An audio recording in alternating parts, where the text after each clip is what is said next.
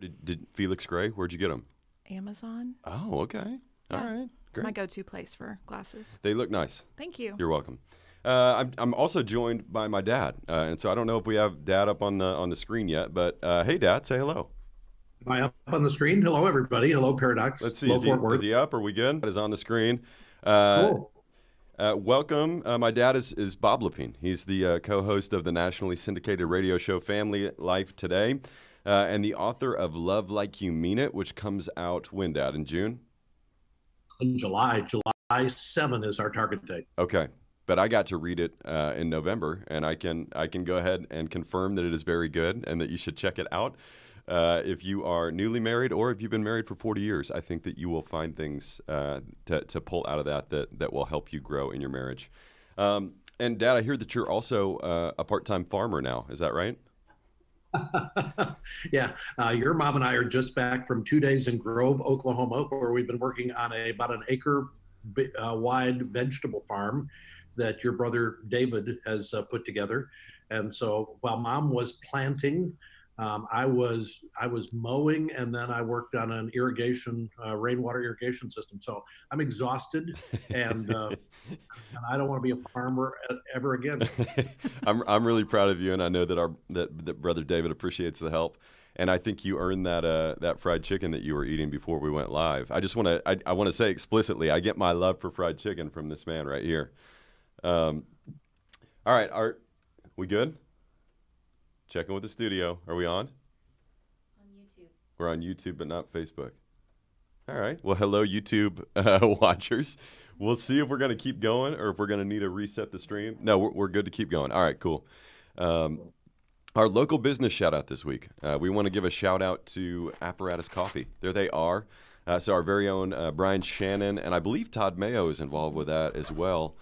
They brought us some coffee by last week, and they've been fueling our work days, and so we're really grateful for them. You can check out their coffee. It's great. It's actually what we switched to serve on Sundays when I got here, because I'll just be frank, we were serving community coffee, I think is what it was called, and it was terrible. Agreed. And I just said, now that I'm the executive director here, we're changing this. Yeah, it's And a good so- first decision, I think. It smells amazing, too. Yes. So Brian brought us his coffee, and it's great. You can check them out at apparatustx.com. And Jordan is going to link that up in the comments for us so that you don't have to try to figure out how to spell apparatus, because I know it would take me a time or two. Okay, great. So that'll do it for the local business shout out. If you are watching on Facebook, we'd love for you to say hello. Just let us know that you're here with us. And then if you have any questions specifically around family rhythms during this pandemic. I know that we've done a lot to resource families already, but I'm sure that as this drags on and on, the things that they started with may be getting old. And so if you're looking for new ideas on family rhythms, ways to stay sane while you are at home with your kids, I know that my dad and Heather, that y'all would love to answer any of those questions. For sure. Okay, before we get into the bulk of our interview time, let me just do two quick updates for Paradox folks. The first is this.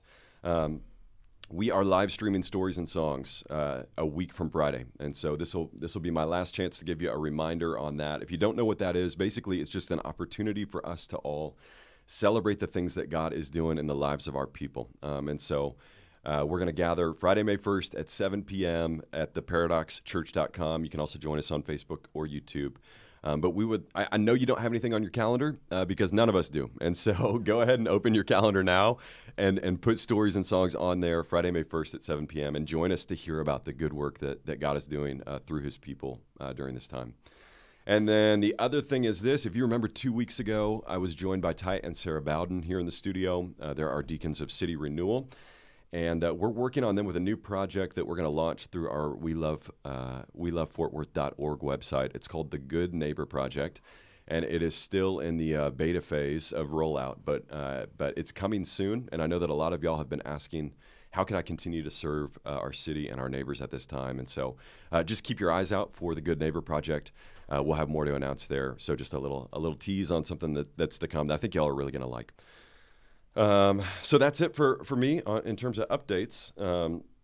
And so, as I mentioned, the aforementioned guest is my dad, Bob Lepine, and I just want to start with a question that I think is on the front of everyone's mind right now, and that is, how did you raise such an amazing son? I know Heather was wondering it. Can you explain this? I can. We were on our knees regularly. I think I probably gave you the most grief of any of the kids. And we have 5 of them. I think you found more buttons to push than Ooh. maybe your siblings found to push. But this is where you look back as parents and you say, we will take only limited credit and only limited blame for how things turn out.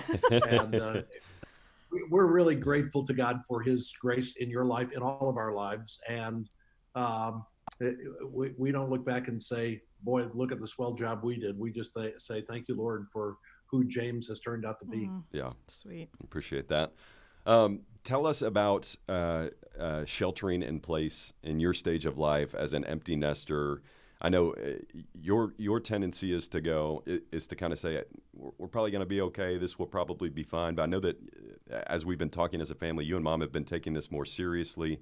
So just talk to us about being empty nesters and being at home, what that's been like. Yeah, I'm an optimist, so I look at the current circumstances and like you said, I think we're probably going to be okay. I look at the statistics which say most people aren't going to contract COVID-19, at least at this point, that's what they're saying. And those who do, most will recover. Now, I know that Mom and I are in the higher risk group. We're both in our 60s. So we want to be wise in the midst of this, but not fearful. And I think that's what has been our dominant way of thinking about this. Let's take precautions that make sense. And so I'm washing my hands more than I ever have in my life. And I'm spending, I'm trying to social distance, do the right things. We're not going out as often as we otherwise do. But when we do go out, we don't go out in fear. We go out trusting that if we are wise, God will take care of us in the midst of that. And that may mean we contract COVID-19. God taking care of us is no guarantee that we won't contract a disease, any disease. But that's where we have to rely on the goodness and the providence of God in all of this. Yep. For sure. And what have you been filling your days with as you're at home? Well, I'm working from home. Okay. I still work at FamilyLife. That's still my full-time job. I also continue to do the work that I do for Alistair Begg's ministry, Truth for Life. And so there have been a lot of Zoom calls. There have been a lot of conference calls, working through email, doing planning for our radio program, FamilyLife Today, trying to figure out how we record that radio program when people are not flying into Little Rock as they have for the last 27 years that I've been involved in doing this. So we have to get creative and make some other arrangements, but my days stay full. And we try to make sure that we're still being purposeful, because it is easy in this situation. And my Mom said to me the other day, she said, well, I can officially say that the most unnecessary expense I incurred last year was buying a planner for this year. It's just not using it.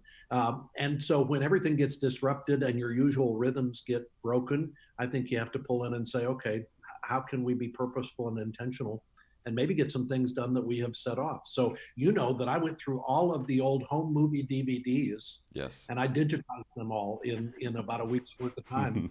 So now I have our family history is all available on digital, and I can cut out clips and put them online. If people want to see you singing Barbara Ann with the ukulele at age 3, I can make that happen. Okay, I think that's great. You can send that to me. I'll share my email address with you later. We'll make sure it goes on our website. Yep, that's good. And Heather, I didn't say this beforehand, but jump in at any point with any questions that you have. Don't worry. Okay, all right, great. Okay, and then tell us, Dad, what would you be? So obviously, empty nesters, you guys are kind of able to do what you want, and like you said, work on projects like digitizing DVDs, which half of our audience has no idea what DVDs are. So, but you're able to do stuff like that. What if you were in your mid-30s and you had a couple kids at home? What would y'all be doing then?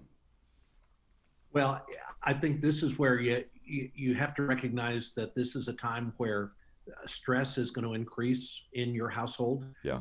There is the reality of we're living in a more stressful environment because we're hearing about death more often than we normally do. We're not able to go blow off some of that pressure at the park like we could have done in earlier times.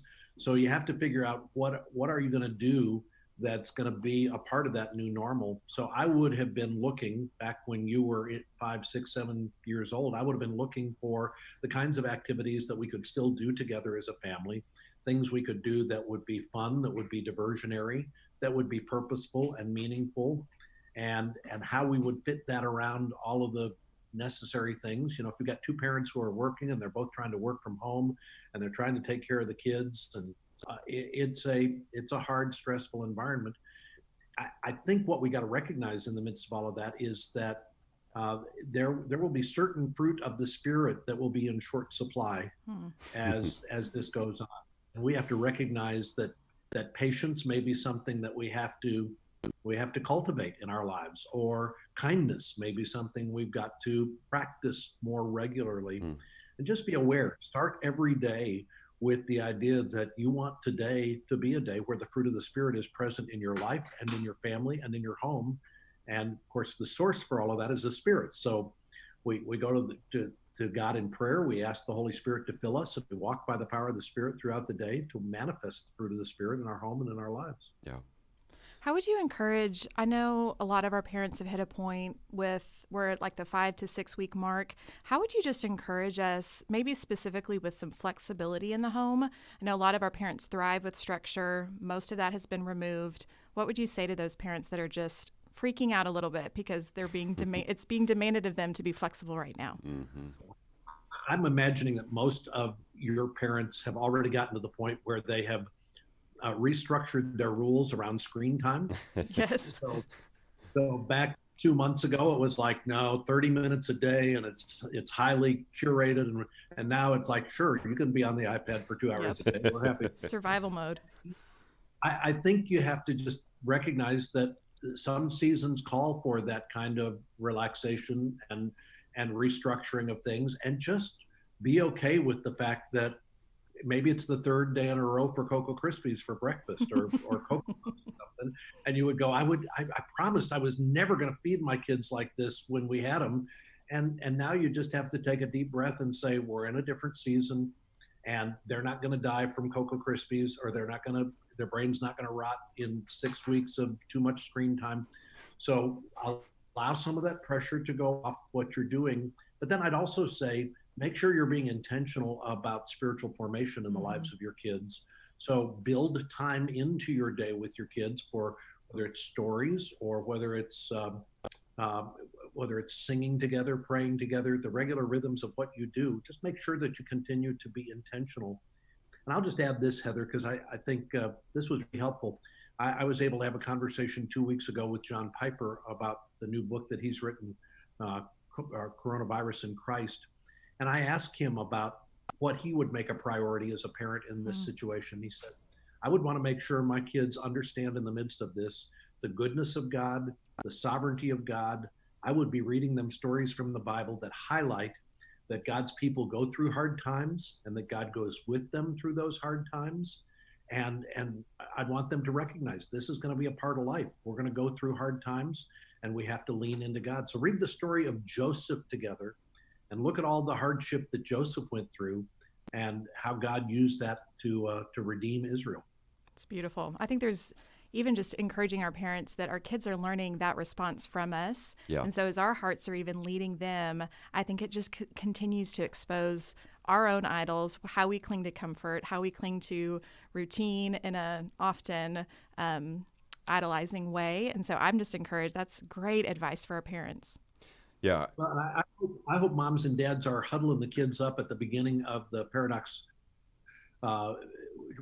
church service every week, because what you're doing in those first 15 minutes with the kids is delightful.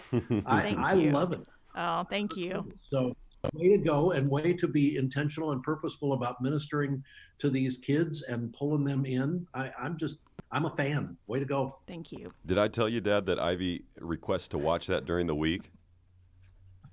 Well, and I think that's great. See, I think there are a lot of kids who would say, again. Yep.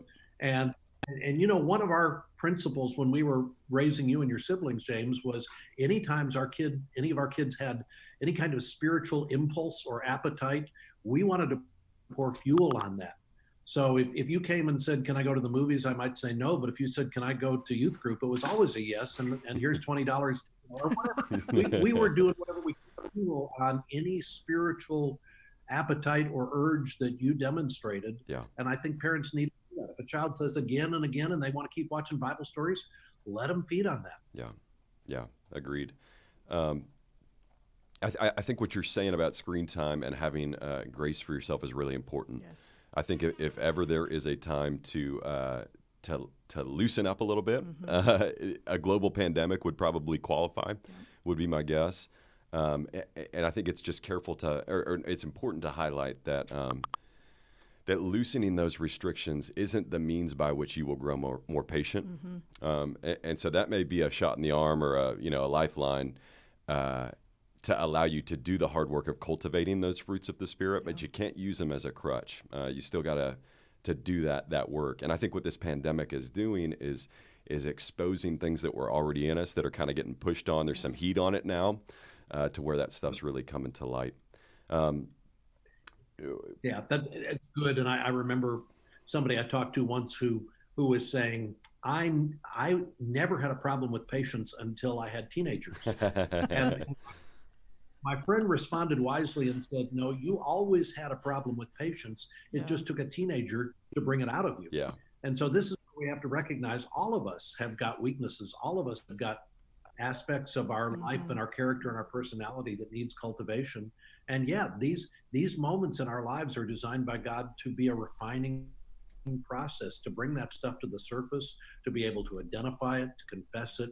And I'd just add this: you can't have flowing out of you what you don't have flowing into you. So this is where your own personal spiritual rhythms have got to still be a priority in the midst of this, so that you have an overflow of the work of the Spirit in your own life to pour out to others. Yes. Yeah, I would love it if we came out of this, Heather, with a church community that is willing to be more vulnerable with each other, because we all experience this together. And we were no longer able to pretend with each other anymore. And so I just want to say that to anybody who is watching or will be listening later. The Paradox Church is a safe place for whatever you're struggling with, and we do not want you to be struggling in isolation. So if you're not in a city group, or if you've been avoiding yours, now is the time to dig in, not to pull away. So I don't know if you have any thoughts on that. I think especially in the home rhythms. Moms, Jim and I talked about this on a podcast several weeks ago. I think we are so prone to want to hide. And now we are actually being told to stay in your homes and withdraw from other people. And so I think it's practically find a friend that you can call, that you can check in with, that you can confess when you lose your temper, when you are sinning against your kid or against your spouse. And so that's my encouragement to our parents is press in, even though we're being told, hey, pull away from others. This is actually the time to just be intentional with those relationships. Yeah, absolutely.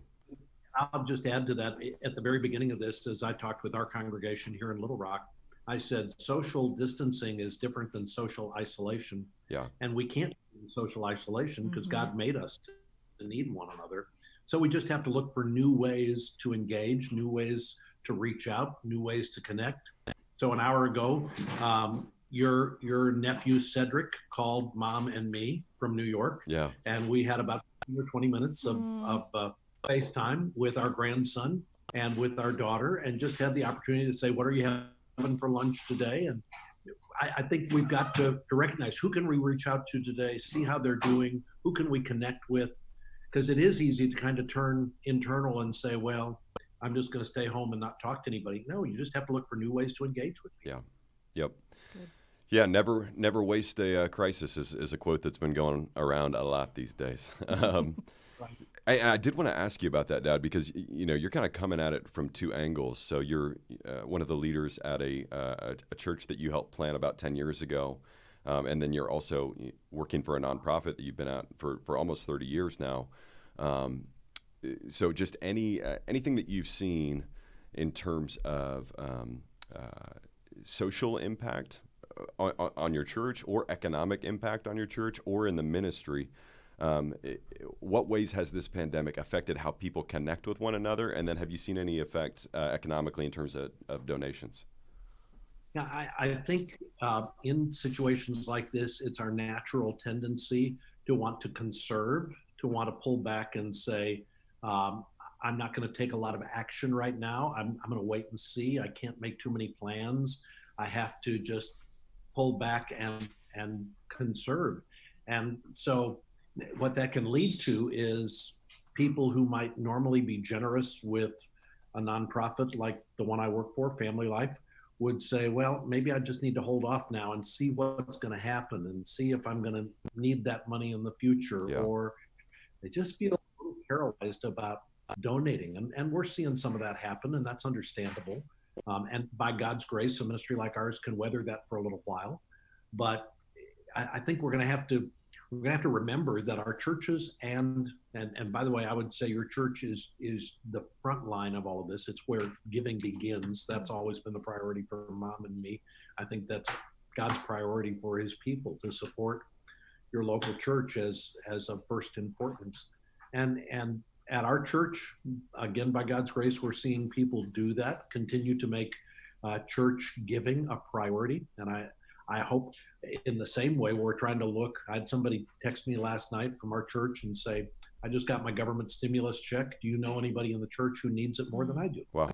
And yeah, God bless that impulse, right? And so we want to be available to try to figure out how we can help those who are struggling and stressed in our church, and how we can help people continue to be generous and have that as their mindset. Generosity does not take a vacation because there's a pandemic. Generosity is not canceled, and that still needs to be our attitude. I hope people are tipping when they do their carry out. I hope they're doing more. They're just making it a purpose to be as generous as they can possibly be. There's our poll quote for this episode, Jordan. Generosity does not take a vacation during a pandemic. Thanks for that. What is Mom doing in there? Is she tap dancing? What's all that noise she's making? So she's straightening, but her tap dancing. So for those who don't know, my wife has been tap dancing now for more than 5 years with a group of women who they were getting ready for their spring recital. And about 6 weeks ago, there were no more tap classes, and it looks like the recital's canceled. So moms had to come up with new normal, like working on the farm instead of tap dancing. Yep. This is just adjustment to life. And this is where I'd have to say, is there disappointment with that? Sure there is. Is it frustrating because we're out of our normal rhythms? Yeah. But this is again where we say, okay, Lord, what's your assignment for me in this moment, in this time? How can I bring joy to whatever you've got in front of me today? And I remember a quote from Elizabeth Elliot, who we interviewed years ago, when she was in the middle of personal trauma and trial and didn't know what to do. The instruction she got from the Lord was, do the next thing. So when you find yourself going, I'm just paralyzed, I don't know what to do what's in front of you, do the next thing, and advance the kingdom that way. I think of Frozen 2 whenever you bring that up. Have you seen Frozen 2 yet? Do the next right thing. Are you going to sing it for us? Watch that? You probably should. Yeah. Do you need my Disney Plus login again? I got your sister's Disney Plus login, so you remembered her password when you didn't. Oh, whoops. Hey, we've got 5 questioners. 5 questioners? I guess that's what they are. Yes, we have 5 questions from people who are watching right now. So if you are on right now and you have a question, go ahead and jump in there, because we're going to chop through as many of these as we can. But before I get there, anything from you, Heather, or from you, Dad, that I didn't bring up that y'all wanted to discuss? Yeah, I'm curious, Bob, how you have created a safe place among your church for people to communicate a need. Just even the follow-up to that generosity question, how do we continue to communicate to our people it's okay to say that you need help? Well, this is where active small groups, you were talking about at the beginning of the program, the small groups are the place where the one another's of the New Testament get lived out in our church. So the burden is not on the hired staff. The burden is on all of us to do the one another's, to be aware of the needs and not ask, how's the church going to meet these needs, but how do I meet these needs? Because I'm the church. So I hope Paradox people are actively engaged in a small group. And I think that's where they need to find life and find these things addressed. And then our deacons are trying to take a proactive role in touching base with our people to say, How are you doing financially? How are you doing health-wise? How can we help and assist? And just be aware of the needs and pray for those who need prayer, and ask the question, is there something we can do to help those who are facing challenges right now? It's good. That's great. Cool. Okay. Well, first question got texted to me before we even went live. There was so Oh. much anticipation for having you on the show that people just couldn't wait. So this first question is, what's something unique that you believe will emerge from this pandemic on a family level, a church level, or a society level? What broad scale change do you think we're going to see in some of those spheres? Well, I was hopeful at the beginning of the pandemic that some of the divisiveness that exists in our world today might lessen, because we do have a tendency, when we're facing survival, we have a tendency to kind of refocus on what really matters. But I'm starting to see some of that divisiveness reemerge, and that's discouraging to me. I would hope people would pull back and say, what is it that at the core, what really matters? What should my priorities be? The gospel is intentionally supposed to reprioritize our lives. And I think sometimes our lives get reprioritized by social media, or they get reprioritized by cable news, or they get reprioritized by what our friends are saying.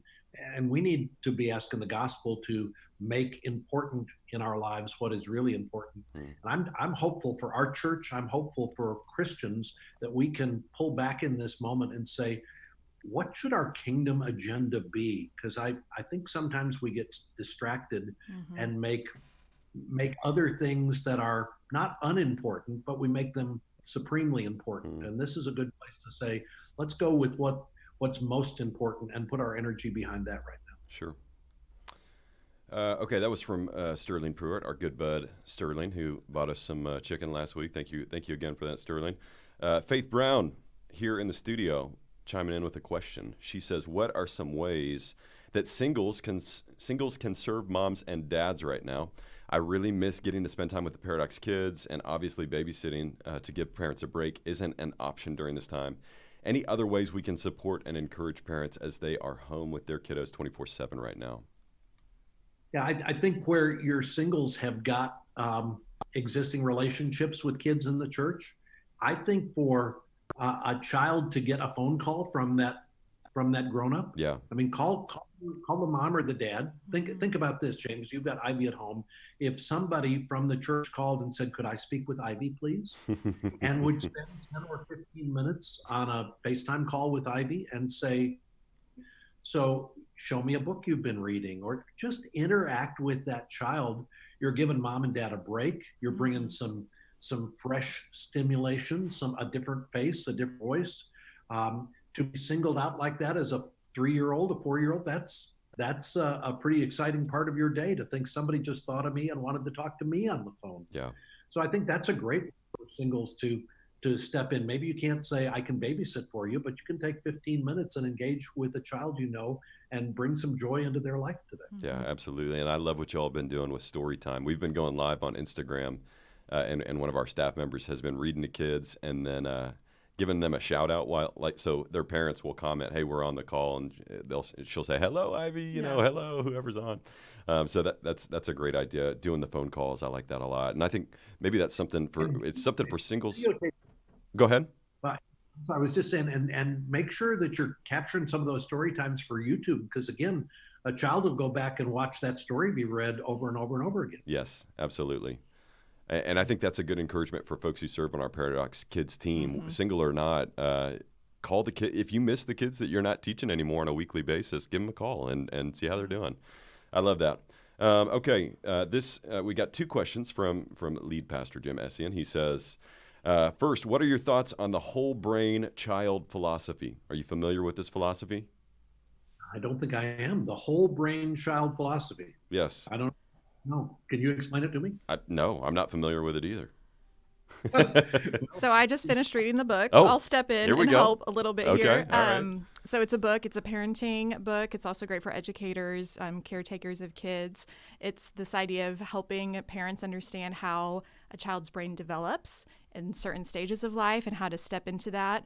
I found myself wishing I had read it when I had little kids. My kids are all older. My youngest is 9 right now. Okay. And so I found myself thinking, gosh, I wish that I had been able to step in with more understanding of child development, because as a parent, I mean, unless you've graduated with a child development degree, it's hard to know exactly what's happening in your 3-year-old's life and your 5-year-old's life, and taking some of those principles with biblical foundation, a theology of what is the role of a parent to disciple and call their child to love and obey Jesus with all of their life. So I really appreciate the book. Okay. I recommend it. I don't Great. think it's the only parenting book that you should read, but I Sure. think it could be it's for sure in my top 5. Great. There you go. A ringing endorsement. As you described that, Heather, I think, and I think Marianne and I would both say this, if I had a do-over as a parent, one of my do-overs would be to anticipate with foresight some of the emotional challenges that my kids are going to be facing at certain stages of their development, and to go to them and say, as you go back to school this fall, you may be feeling this or that. You may be feeling pressure to fit in, or you may That's awesome. find that some of the kids that you thought were your best friends last year don't have any time for you.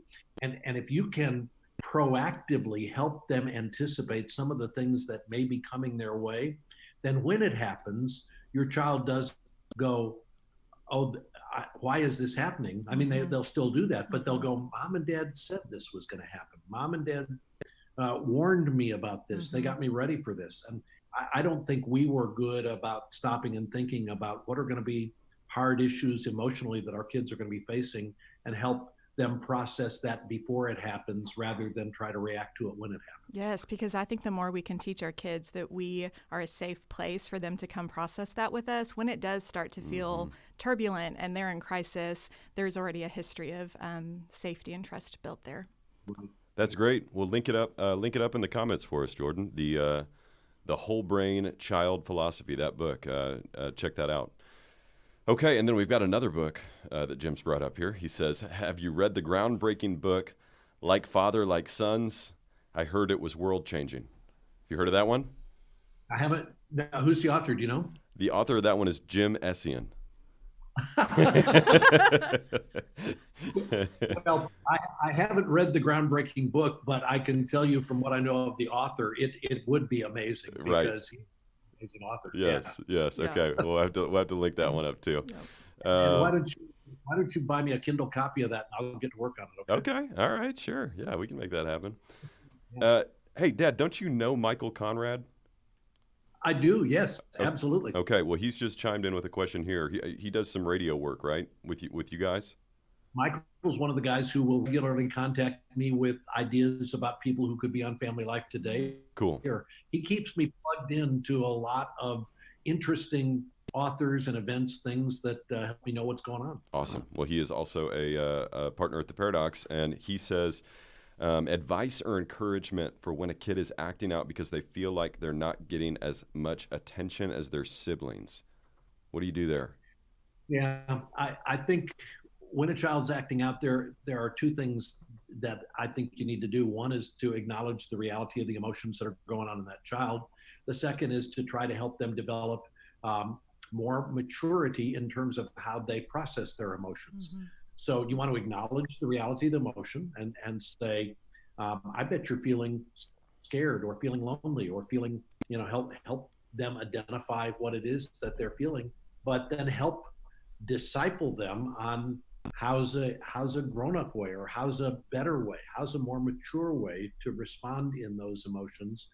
And I will just say, this is not something you do 3 times and then it's fixed. Yeah.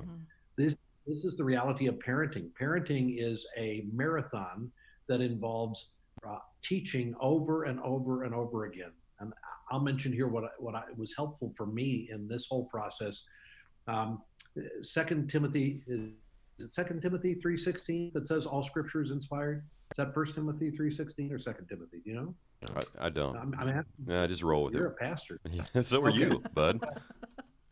A good point. What is it? Oh, she says it. I asked Mom. She said it's 2 Timothy. Okay. 2 Timothy Yes. 3:16. Way to go. All Scripture is inspired and is profitable. And look at what it says. It's profitable. It's profitable for training. Mm-hmm. It's profitable for correction, for reproof, and for training in righteousness. So you remember, James, when we used to play the obey game when you were little? No. You may this be past. So we would do this with James when he was 2 or 3 years old. I would say, we're going to play a game. It's called the obey game. Here's how it'll work. I'm going to go sit over here next to Mom, and I want you to be playing over there. And then when I'm going to say to you in just a minute, James, will you come here, please? And when I do that, I want you to say, okay, Daddy, and jump up and come over and see me. All right, you ready to play this game? And then I'd go sit next to Mom, and I'd sit for about 15 seconds. Nothing. I'd say, James, come see me, will you please? And you would jump up and say, okay, Daddy, and you'd run over and I'd give you a hug and say, you won the game, way to go, you get points. You want to play again? And you'd say yes.